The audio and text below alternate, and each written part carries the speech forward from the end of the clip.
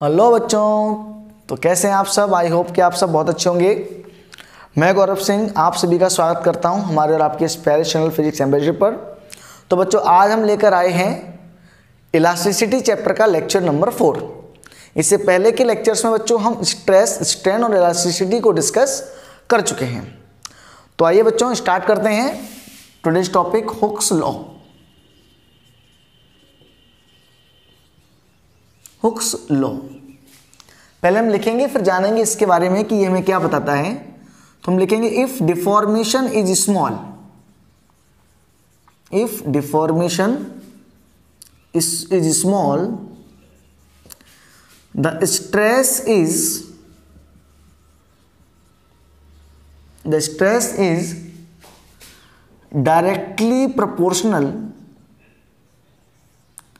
Directly proportional to the corresponding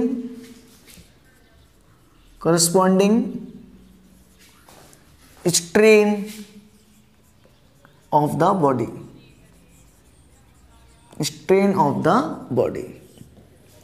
क्या मतलब इस बात का, इसे हम कैसे समझेंगे।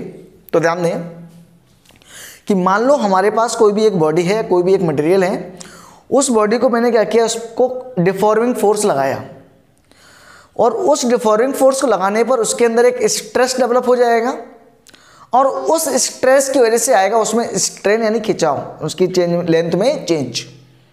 ये सारी चीज़ें मैंने आपको बताई हुई हैं कि जब मैं किसी बॉडी पर डिफॉर्मिंग फोर्स लगाता हूँ तो इलास्टिसिटी की वजह से उसमें एक स्ट्रेस आता है, और उस स्ट्रेस की वजह से क्या होता है बच्चों, उसके अंदर स्ट्रेन डेवलप हो जाता है। तो ये हुक्स लॉ हमसे कहता है कि अगर डिफॉर्मेशन छोटी हो, अगर जो हम डिफॉर्मिंग फोर्स लगा रहे हैं वो छोटा हो, तो उसका स्ट्रेस जो है वो उसमें होने वाले स्ट्रेन के डायरेक्टली प्रोपोर्शनल होता है। मतलब स्ट्रेन और स्ट्रेस जो है वो एक दूसरे के डायरेक्टली प्रोपोर्शनल होंगे। क्लियर है बात। लेकिन उसके लिए क्या जरूरी है, ये डिफॉर्मेशन जो फोर्स है या जो डिफॉर्मेशन है वो बहुत छोटी हो। ज़्यादा बड़ी होने पर ये अलग तरीके से बिहेव करेगी। कैसा बिहेव करेगी ये डिस्कस करेंगे हम अगले लेक्चर में, जब हम स्ट्रेस और स्ट्रेन कर पढ़ेंगे। फिलहाल तो आपको ये याद रखना है कि छोटे से डिफॉर्मेशन के लिए जो स्ट्रेस है वो डायरेक्टली प्रोपोर्शनल होता है स्ट्रेन के।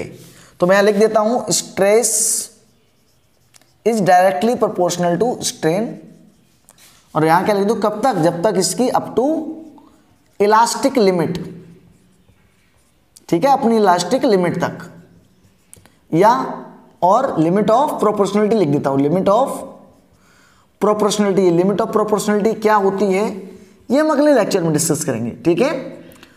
केवल आप ये समझ लो कि जब छोटा सा डिफॉर्मेशन करेंगे तो ही स्ट्रेस और स्ट्रेन डायरेक्टली प्रोपोर्शनल होंगे, उसके बाद ये अलग तरीके से बिहेव करने लगता है। क्लियर है बात। चलिए अब मैं यहां से स्ट्रेस को अगर मैं यहाँ पर इक्वल का साइन लगाऊं तो हम लिखेंगे यहाँ पर प्रोपोर्शनल हटेगा तो एक प्रोपोर्शनलिटी कांस्टेंट आता है जिसे हमने डिनोट कर दिया ई से, और ये हो गया स्ट्रेन। और यहाँ से मैं ई लिखूंगा, क्या लिखूंगा बच्चों, stress upon strain. I hope आपको ये पूरी बात समझ में आ गई होगी। स्ट्रेस अपॉन स्ट्रेन, यानी स्ट्रेस अपॉन स्ट्रेन जो है वो ई के बराबर। अभी ई क्या है सर, तो ई होता है बच्चों आपका modulus of elasticity. Modulus of elasticity से बोलते हैं इसको हम, मॉडुलस ऑफ इलास्टिसिटी। ये हुक्स लॉ से आया हुआ एक कांस्टेंट है, मॉडुलस ऑफ इलास्टिसिटी। और ये बच्चों डिपेंड करता है, it depends only on the property of material, property of material. जिस बॉडी को आप खींच रहे हो, जिस बॉडी में आप डिफॉर्मेटिंग फोर्स लेके आ रहे हो, उस बॉडी की सिर्फ और सिर्फ खुद की प्रॉपर्टी पे डिपेंड करेगा, उस बॉडी के मटेरियल पे डिपेंड करेगा। ये बॉडी की खुद की प्रॉपर्टी है, इसका स्ट्रेस और स्ट्रेन से कोई लेना देना नहीं है। ये डिपेंड करता है किस पे बच्चों, बॉडी पे। कैसे, मान लो एक अपन ने एक ऑब्जेक्ट लिया, उसको खींचा, थोड़ा सा स्ट्रेस लगाने पे उसमें स्ट्रेन आ गया।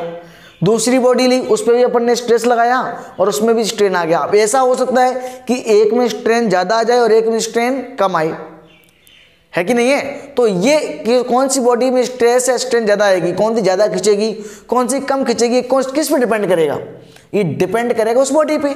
बॉडी अगर इलास्टिक को ज़्यादा खींच जाएगी, जैसे रबर ले लो, खींचती चली जाती है, स्ट्रेस के साथ डायरेक्टली प्रोपोर्शनल लंबे समय तक रहती है कि नहीं है? दूसरी कोई चीज़ ले लोगे, स्टील ले लो, स्टील पे अपन ने लगाया फोर्स, थोड़ा सा ज़्यादा लगा दिया तो फोर्स वो कैसी हो गई, वो बेंड हो जाती है। तो ये किस पे डिपेंड कर रहा है? ये डिपेंड कर रहा है बेटा बॉडी की खुद की प्रॉपर्टी पे। तो इलास्टिसिटी किस पे डिपेंड करती है बच्चों? बॉडी की मटेरियल की प्रॉपर्टी पे, ना कि स्ट्रेस और स्ट्रेन पे। ये स्ट्रेस और स्ट्रेन पे कोई डिपेंड नहीं है इसका डिपेंडेंस होता है उस बॉडी की प्रॉपर्टी, यानी उसकी मटेरियल कौन सा है। It is a property of material elasticity. Clear है बात? अच्छा, और इसके बारे में इंपॉर्टेंट जान लो। It increases on decreasing the temperature and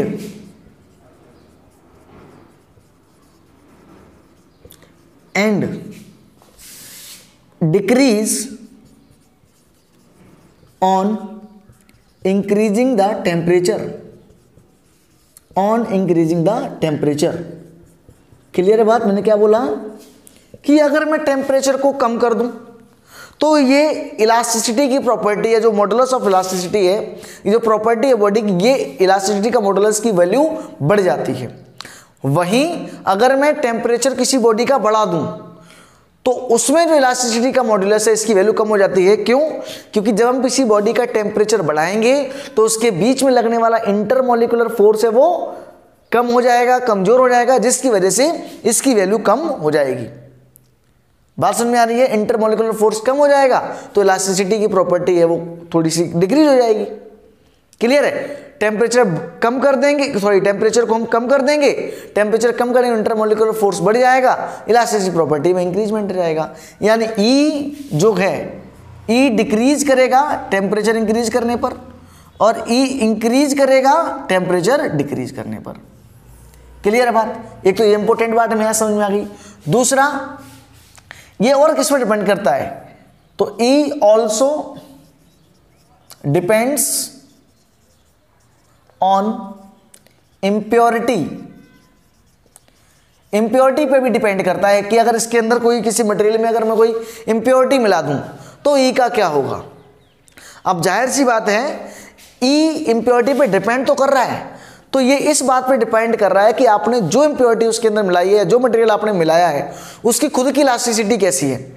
मान लो ये जो आपका ई है, उसमें मैंने आपको एक ऐसा मटेरियल मिलाया, ऐसा मिक्सचर किया कि उसका मॉडुलस ऑफ इलास्टिसिटी खुद का ज़्यादा है। अब उसका खुद का ज़्यादा है, वो इसमें मिलेगा तो उसका भी इलास्टिसिटी मॉडुलस बढ़ा देगा। क्लियर है? अगर जो हमने मटेरियल मिलाया है उसका मॉडुलस ऑफ इलास्टिसिटी कम है तो इसको और उसको जोड़ेंगे तो उनका नेट इलास्टिक मॉड्यूल कम आ जाएगा। भाई मान लो इसका 5 है और जो आपने मिलाया उसका मान लो है 6, तो मिला के दोनों करेंगे तो उनका बढ़ेगा ही, नेट एवरेज बढ़ेगा। क्लियर है? कितना हो जाएगा? 5.5। अगर मैं कम वाला मिलाऊं, मान लो इसका 5 और मैंने 2 वाला मिला दिया, अब कितना हो गया नेट? 3.5। तो जैसा आप मटेरियल मिलाओगे उसी पे डिपेंड करेगी ई बढ़ेगा या घटेगा। अगर ई जो बढ़ा रहे हो, अगर जो मटेरियल आप मिला रहे हो उसका ई ज़्यादा है तो इसका भी ई बढ़ जाएगा, यानी मॉडुलस ऑफ इलास्टिसिटी इंक्रीज हो जाएगा। और अगर आप जो मटेरियल मिला रहे हो उसका इलास्टिक कोफिशिएंट या मॉडुलस ऑफ इलास्टिसिटी कम है तो इस ओवरऑल जो इसका इलास्टिक इफेक्ट है वो या मॉडुलस ऑफ इलास्टिसिटी है वो डिक्रीज हो जाएगा। टेम्परेचर के साथ उल्टा है। ठीक है? टेम्परेचर बढ़ेगा तो ई कम हो जाएगा और टेम्परेचर घटेगा तो ई बढ़ जाएगा। ठीक है? तो नोट कर लीजिए इसको फटाफट। This is all about elasticity या मॉडुलस ऑफ इलास्टिसिटी। फटाक से नोट कर लीजिए इसको, और या फिर इसका स्क्रीनशॉट ले लें। मैं इसको मिटा रहा हूँ, चलिए मैं इसको मिटा देता हूँ। ओके, तो हमने क्या पढ़ा बच्चों? ये हुक्स लॉ जो है वो हमें बताता है कि अगर डिफॉर्मेशन छोटी हो तो स्ट्रेस एक करस्पॉन्डिंग स्ट्रेन के डायरेक्टली प्रोपोर्शनल होगा इसकी इलास्टिक लिमिट तक। ठीक है? अब देखिए ध्यान से, अब हम पढ़ेंगे types of modulus of elasticity. Modulus of elasticity के कौन कौन से टाइप हैं? Types of modulus of elasticity. तो पहला जो बच्चा होता है डेट इज यंग्स मॉडुलस, हम क्या बोलते हैं इसको, यंग्स मॉडुलस ऑफ इलास्टिसिटी। पहला type Young's modulus of elasticity, इसको बच्चों हम डिनोट करते हैं गामा से, कुछ बुक्स में वाई से, ठीक है, तो इसको हमने गामा ले लिया, ठीक है। अब ये क्या होता है, यंग्स मॉडुलस ऑफ इलास्टिसिटी क्या होता है बच्चों, आपने स्ट्रेस और स्ट्रेन जब पढ़ा था तो मैंने आपको बताया था कि लॉन्गिट्यूडनल स्ट्रेस होता है और लॉन्गिट्यूडनल स्ट्रेन होता है। लॉन्गिट्यूडनल स्ट्रेस होता है आपके लेंथ में आने वाला चेंज यानी फोर्स अपॉन एरिया लगाना है, और उसमें आने वाला, उसके डायमेंशन में आने वाला चेंज यानी strain del L upon L, बताया था क्या। तो गामा हमारा क्या बच्चा रेशियो होता है किसका, लॉन्गिट्यूडनल स्ट्रेस का किसके साथ, लॉन्गिट्यूडनल स्ट्रेन के साथ, ठीक है। सिंपल सी डेफिनेशन लिखूंगा तो मैं क्या लिखूंगा बताओ, आप यहां से बना सकते हो डेफिनेशन कि Young's modulus is the ratio of longitudinal stress to the longitudinal strain, ठीक है। लॉन्गिट्यूडनल स्ट्रेस क्या होता था, मैंने बताया था आपको कि अगर ये मान लो हमारे पास एक ऐसी रॉड है, कई बार ये बता चुका हूं मैं आपको, और इसमें अगर मैंने एक फोर्स लगाया इस तरफ, ये एरिया ए है, तो इसमें थोड़ी सी चेंज आ जाएगी इसकी लेंथ, मान लो वो लेंथ कितना आया चेंज डेल एल, मान लो इसकी ओरिजिनल लेंथ थी एल, ठीक है, तो इसका जो लॉन्गिट्यूडनल स्ट्रेन था, स्ट्रेन कितना था इसका बताओ, del L upon L, change in length upon original length, और स्ट्रेस कितना था बच्चों, इसको आपको याद हो, फोर्स अपॉन एरिया। फोर्स कौन सा होता था, फोर्स रिस्टोरिंग, याद हो आपको, मैंने कहा था फोर्स हमें हमेशा रिस्टोरिंग लेना है। ये वैल्यू उठा के हमें चिपकाएंगे तो हमें गामा इक्वल टू मिल जाएगा बच्चों लॉन्गिट्यूडनल स्ट्रेस यानी force upon area upon longitudinal strain यानी डेल एल अपॉन एल। यहाँ इसको हम गामा को निकालेंगे तो बच्चों गामा की वैल्यू आएगी F L upon A del L, A del L. Important term याद रखना है, बहुत काम की चीज़ है, ठीक है। F L upon A del L, F L upon A del L, F L upon A del L. Unit क्या होगी आप यहाँ से निकाल सकते हो, ये मीटर कैंसिल आउट हो जाएगा, फोर्स की यूनिट न्यूटन और एरिया की यूनिट मीटर स्क्वायर, ठीक है। फोर्स की यूनिट न्यूटन, एरिया की यूनिट मीटर स्क्वायर, तो इसे हम कहते हैं यंग्स मॉडुलस ऑफ इलास्टिसिटी। कैसे डिफाइन किया, longitudinal stress upon longitudinal strain. फटाक से इसका स्क्रीनशॉट ले लो, जल्दी से इसका स्क्रीनशॉट ले लीजिए, ठीक है। अब देखिए मैं आगे बढ़ता हूं, आप इस वीडियो को पॉज करके भी नोट कर सकते हैं या स्क्रीनशॉट ले लें। चलिए ध्यान दो, अगला जो हमारा मॉडुलस है जिसे हम कहते हैं शियर मॉडुलस। क्या बोलते हैं बच्चों, शियर मॉडुलस। अब ये शियर मॉडुलस क्या है, इसे हम डिनोट करते हैं बच्चों के से, किसी किताब में इसको जी से भी डिनोट करते हैं, ठीक है, तो हम इसको के से डिनोट करेंगे। किसे डिनोट करेंगे, के से। क्या होता है शियर मॉडुलस, मैं लिखूंगा शियर मॉडुलस को के इज इक्वल टू शियर, अब शियर वर्ड आया तो shear stress upon shear strain, shear strain. अब ध्यान देना, मैं इसको एक नया नाम बताने वाला हूं। शियर मॉडुलस का दूसरा नाम होता है modulus of rigidity, modulus of rigidity, कितना रिजिड है, हम उसको जब धक्का मारते हैं तो वो कितने फोर्स के साथ हटेगा, इसलिए हम उसको मॉडुलस ऑफ रिजिडिटी भी बोलते हैं। जैसे मैंने आपको बताया था क्या होता था शियर मॉडुलस, या सॉरी शियर स्ट्रेन क्या होता था, देखो ये एक सिलेंडर था, मैंने बताया था आपको ऐसे, जिसने पिछले वीडियो नहीं देखी उसको बहुत कम चीजें समझ में आएंगी। ये था इसकी लेंथ एल, अब मैंने क्या किया, इस पर एक फोर्स लगाया इस तरीके से, फोर्स, तो हमें इस तरीके से कुछ फॉर्मेशन मिली थी, याद हो आपको, इस तरीके से फॉर्मेशन मिली थी ऐसे, और यहाँ पे ये फिक्स था।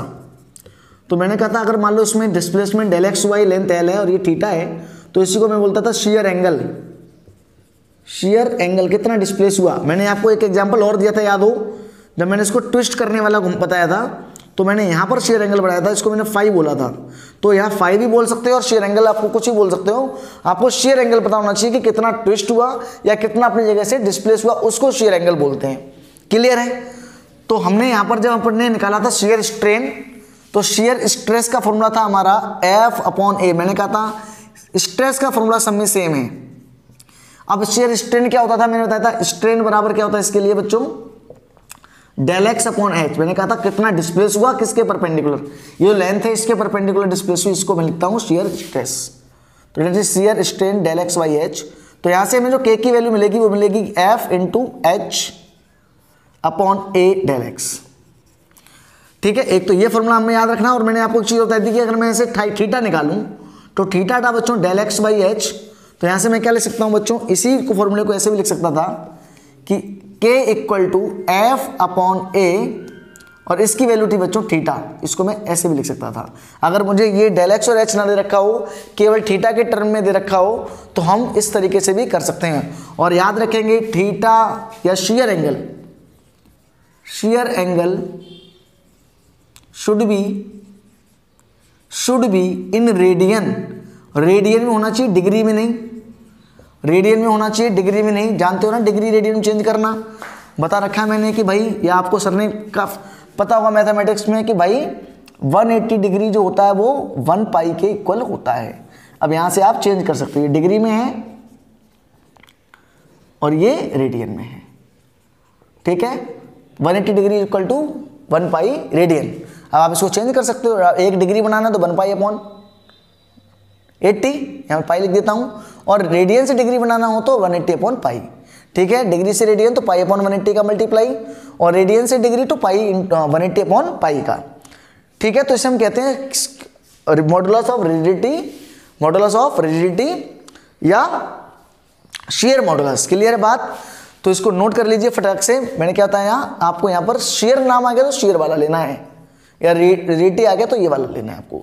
Shear stress upon shear strain, stress upon strain आपको मॉडुलस के नाम से याद रखना है कि जहाँ भी मॉडुलस आ जाएगा वहाँ आपको स्ट्रेस और स्ट्रेन को ही कंसीडर करना है। क्लियर है?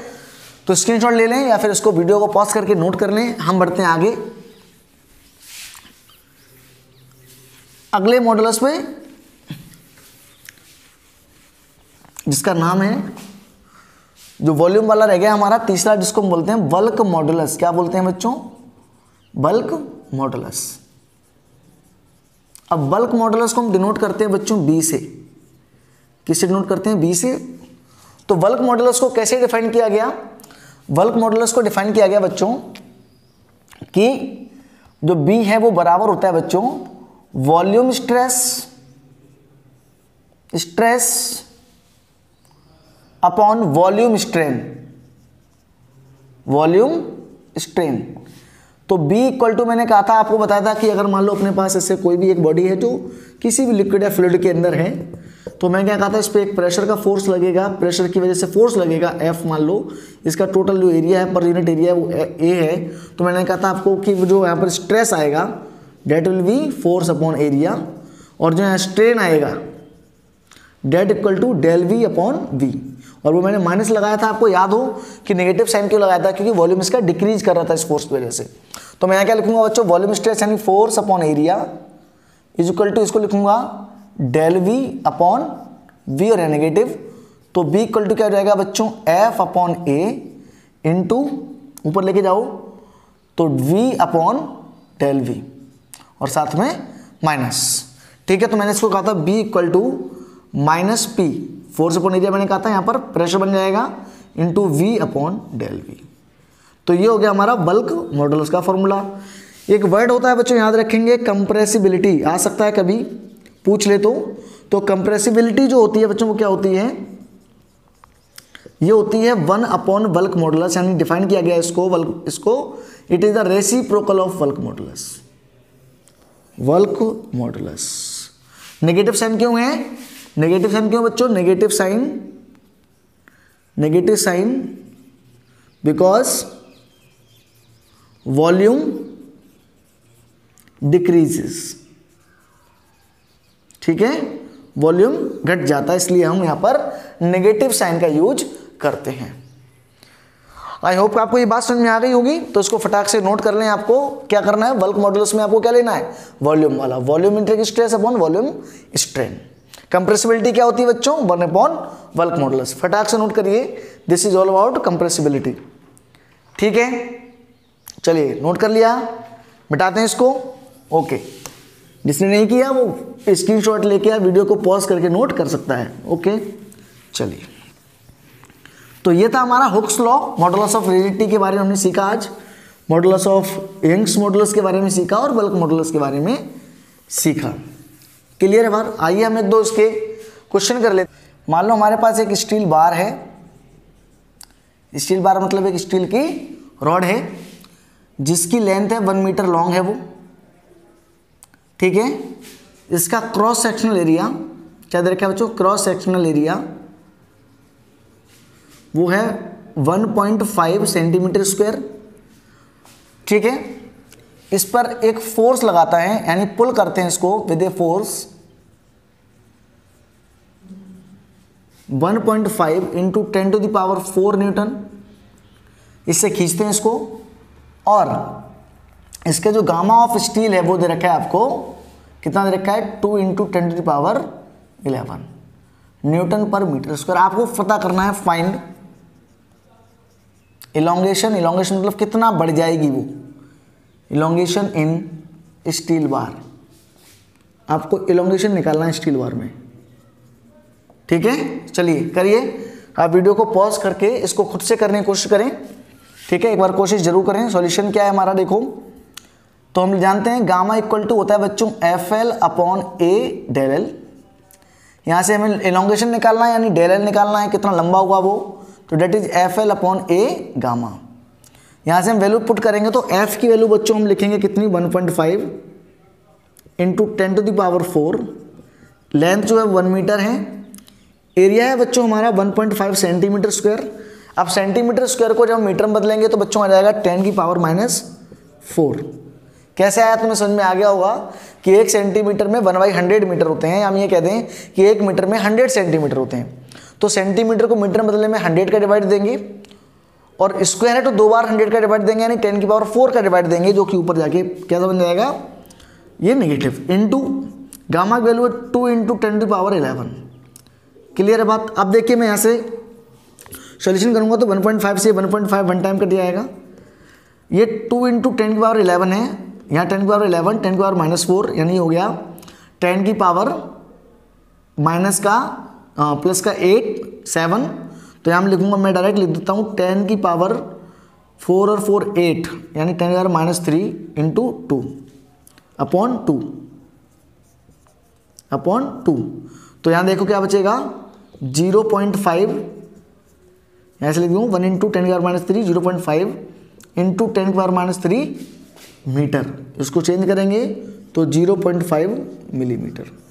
1 मीटर में 1000 मिलीमीटर होते हैं, 1000 मिलीमीटर होते हैं यानी मैं 1000 का मल्टीप्लाई करूंगा, वो 1000 इस 10⁻³ को ले जाएगा अपने साथ, क्या बचेगा? 0.5 मिलीमीटर। ये हमारा आंसर होगा, ठीक है। कि जिस इसका आंसर हो गया था, बहुत अच्छी बात है। जिसको नहीं हुआ कोई बात नहीं, आप यहाँ से इसको एक बार सॉल्यूशन को नोट कर लें। चलिए मैं मिटा देता हूँ इसको, आप स्क्रीनशॉट लेके नोट करना चाहो तो कर लें, वरना आसान सा सवाल था। अब एक बढ़िया सा सवाल जो आपको करना ही करना है, और ये डायरेक्ट आपको इसके सवाल मिल जाते हैं। क्या सवाल? कि मान लो हमारे पास एक ऐसे रॉड है, उस रॉड की जो लेंथ है बच्चों वो है L, इसका मास है बच्चों M, और इसका क्रॉस सेक्शनल एरिया है मान लो A। आपको क्या पूछा जाएगा? Find elongation in rod due to its own weight. कैसे करेंगे सवाल को? आपको क्या पूछ रखा है कि मान लो आपके पास एक रॉड है जिसकी लेंथ L है, इस लेंथ का मास M है। अब इस लेंथ, अगर इस रॉड का मास है तो जाहिर सी बात है इसके पास एक नीचे फोर्स एक्ट कर रहा होगा mg, ठीक है। अब उस फोर्स की वजह से इस पर क्या आएगा? एक स्ट्रेस आएगा, जिसकी वजह से इसमें एक स्ट्रेन डेवलप होगा। आपको क्या पूछा गया है कि इसमें कितना एलोंगेशन आ जाएगा, मतलब उस स्ट्रेस की वजह से उसमें कितना एलोंगेशन हो जाएगा, कितनी वो बढ़ जाएगी। ये आपसे सवाल पूछा गया है। इसको करने के 2 तरीके हैं, तो मैं आपको वो तरीका बताऊंगा जो हर जगह काम में आता है, ठीक है, जिसे हम क्या कहते हैं। मैं क्या करूं, इसके मान लो मैं क्या करता हूं, यहां से मान लो मैं एक x डिस्टेंस ऊपर जाकर एक एलिमेंट ले लिया dx। क्या एलिमेंट ले लिया? dx, बहुत छोटा सा dx एलिमेंट ले लिया अपन ने। अब इस dx एलिमेंट में जो चेंज आएगा, मान लो dx एलिमेंट इसमें इस वाले फोर्स की वजह से, देखो जो dx एलिमेंट है ऊपर, उस dx के नीचे कुछ मास है, उस मास का कुछ वेट होगा, उस वेट की वजह से ये नीचे खिंच रहा होगा, यानी इस dx में कुछ चेंज आएगा, किसकी वजह से, इस मास की वजह से। इस मास को हम कैसे लिखेंगे, देखो बच्चों l लेंथ का मास है बच्चों m, कितना है m, तो एक लेंथ का कितना, एक यूनिट कितना हो जाएगा m/l। हमें इस x लेंथ का निकालना, तो x से कितना हो जाएगा बच्चों m/l इंटू x, ये मास हो गया, ठीक है, क्या ये मास ऑफ x लेंथ। अब मुझे फोर्स चाहिए, तो फोर्स बराबर होता है बच्चों mg, तो mg क्या हो जाएगा, फोर्स इक्वल टू mg, मास कितना है m/l इंटू x इंटू जी हो गया हमारा फोर्स, इस वजह, यानी ये वो फोर्स होगा जिसकी वजह से dx में चेंज आएगा। तो हम लिखेंगे लेट चेंज या late elongation in length due to this force is dl। मान लो इस छोटे से dx में, छोटे से dx में कितना चेंज आया, dl। ये किसकी वजह से आया, इसकी वजह से। बहुत ही ध्यान से सुनिए क्या बताया मैंने, पहले ये इसका मास निकालेंगे। मास कैसे निकालेंगे, इसका पूरे का मास l की लेंथ का मास m, तो एक का मास हो गया m/l, तो x का हो गया m/l into x, unitary method लगाया, ठीक है। अब मैं निकालूंगा इसकी वजह से फोर्स कितना, तो फोर्स बराबर होता है mg, मास हमारा कौन सा है, ये इस मास की वजह से, और इंटू जी, m इंटू जी, इस फोर्स की वजह से मान लो इस dx में जो चेंज आएगा वो आएगा dl। तो हम जानते हैं चेंज कैसे लिखा जाता है, dl अपन, हमने यहाँ लिख देता हूँ मैं आपको कि del L बराबर क्या होता है बच्चों, आपको पता होगा f l upon a gamma, force into original length upon a into Young's modulus. तो dl बराबर क्या लिखेंगे बच्चों अपन, f into D X upon ए गामा। कैसे लिखा देखो अपन ने, dl वो चेंज है, फोर्स ये वाला फोर्स है, और dx यानी ओरिजिनल लेंथ, यानी dx में चेंज आया था ये dl किस में चेंज आया है, dx में, तो मैंने इसको लिख दिया अपॉन ए गामा। मान लेंगे इस रॉड का जो वो गामा है वो दे रखा है हमें गामा के फॉर्मेट में, कुछ भी हो सकता है वो, ठीक है। अब ध्यान दो इसको, मैं क्या करूंगा बच्चों, इसको कैसे लिख सकता हूं, f dl को dl, f को लिख सकता हूं मैं बच्चों mg, देखो ये लिखा है mgx/l इंटू dx, ये वाला dx, और अपॉन नीचे क्या था बच्चों हमारे पास a गामा। क्लियर है। अब मैं क्या करूंगा, इसको इंटीग्रेट कर लेता हूं। क्या कर लेता हूं, इंटीग्रेट। क्यों इंटीग्रेट कर रहा हूं, क्योंकि इतना चेंज इसमें आया तो पूरे में थोड़ा पूरे को इंटीग्रेट कर लूंगा मैं। तो यहां से जो इंटीग्रेशन मान लो ये 0 से कितना आया, del L चेंज आया, और ये पूरी लेंथ में कितना चेंज आएगा, तो ये कितना हो जाएगा बच्चों में 0 से पूरा L तक, लेंथ कहां से 0 से पूरी L लेंथ का चाहिए अपन को। तो dl का इंटीग्रेशन क्या हो जाएगा बच्चों L, और L को जो लिमिट रखेंगे तो क्या जाएगा del L। क्लियर है बात। यहां देखो m कांस्टेंट, g कांस्टेंट, नीचे L कांस्टेंट, a कांस्टेंट और गामा कांस्टेंट को रख दिया बाहर, और x dx क्या बचेगा बच्चों, x dx 0 से L। यहां से del L की वैल्यू आ जाएगी बच्चों mg upon L a gamma equal to देखो x²/2, इसका इंटीग्रेशन कितना आएगा x²/2 और लिमिट 0 से L। भाई x का इंटीग्रेशन क्या होता है x²/2 x dx। अब मैं लिखूंगा del L equal to mg/L a gamma, यहां से लिमिट रखूंगा तो आ जाएगा L²/2, ठीक है। तो यहां से a से L से ये पावर कट जाएगी, तो del L जो आएगा बच्चों आएगा mgL/2a gamma, is standard form. क्या मेरी बात समझ में आई। मैंने पहले क्या किया, एक एलिमेंट लिया x ऊपर जाके dx, फिर मैंने इस dx में कितना चेंज आएगा इसकी वजह से, वो पहले मैंने इस फोर्स को निकाला, ये फोर्स आया, फोर्स कैसे निकाला, mass into gravitational acceleration mg। अब मास कितना है, इतना हो गया मास, L का बाई m है, 1 का m/l है, तो x का ml/x हो गया, फोर्स आ गया। मैं जानता हूं चेंज कितना मान लिया मैंने dl, मान लो इस dx में कितना चेंज आया dl, तो dl बराबर क्या हो जाएगा, मैं कैसे लिखता हूं, change in length equal to force into original length upon A gamma. dl क्या है, change in length into equal to force into original length. अभी हमने किसको ओरिजिनल लेंथ माना है, किसमें चेंज आया ये dx में, अपॉन ए गामा। क्लियर है बात। फिर मैंने इसको मैंने इंटीग्रेट किया, 0 से लेके इसमें टोटल चेंज माना, del L आया, 0 से dl, पूरी लेंथ 0 से L, इसको m g और L a गामा को मैंने बाहर निकाले क्योंकि कांस्टेंट है, हमें बचा x dx का इंटीग्रेशन x²/2, लिमिट रखेंगे 0 से L, तो L²/2 से कट जाएगा mgL/2a गामा, ठीक है, तो ये हमारा आ गया del L equal to m g L by 2। इसको अब एक शॉर्ट मेथड था भी, इसको कैसे कर सकते थे, इस पूरे का जो सेंटर ऑफ मास होगा वो कहाँ होगा, एल बाई 2 पे।